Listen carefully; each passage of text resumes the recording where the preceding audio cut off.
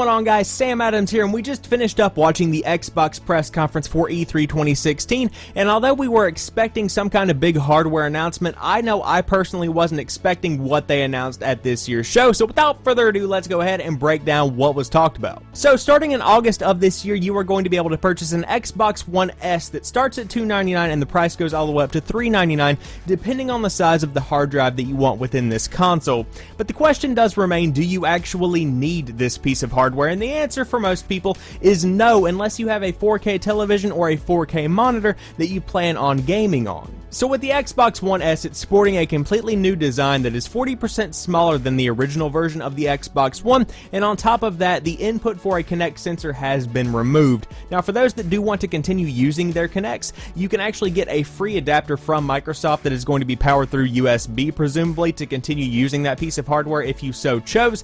But for the most part, it seems like Microsoft is abandoning the Kinect overall, and other than moving a USB port from the back or the side to the front, it's pretty much the exact same console with a little bit of a different look and a smaller, slimmer body with that 4K resolution output.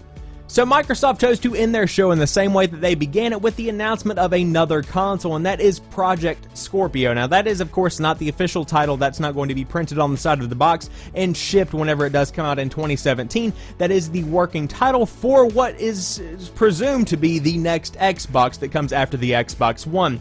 Now there have been some facts that have been confirmed. Number one, there are 6 teraflops of computing power, and this thing can render at 60 Hz. And of course it does have a 4K resolution output, and it can support VR right out of the box, which makes this a pretty beefy system. I mean, obviously, as compared to the standard Xbox One, it's got somewhere between 5 and 6 times the amount of power that box already has packed into it.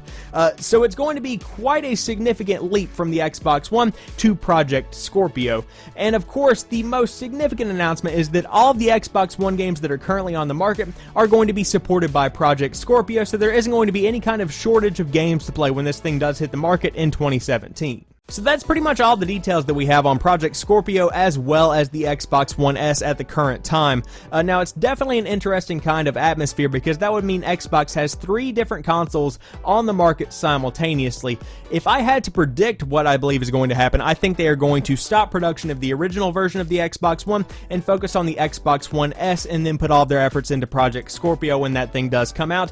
And that means that this Xbox One that I have right here is going to be kind of the legacy version of the console, so to speak, which is still going to be supported, so that is good to see. But if you enjoyed this video, please drop me a like down below. If you are new to the channel or you've never seen any of my other content, I do upload new stuff like 3 or 4 days a week depending on the week, so there's always something new right here on the channel, and I'll be covering more of E3 2016 throughout the course of the week, so be sure to click that subscribe button and stay tuned for that. But as for right now, I want to thank each and every one of you guys for watching this particular video.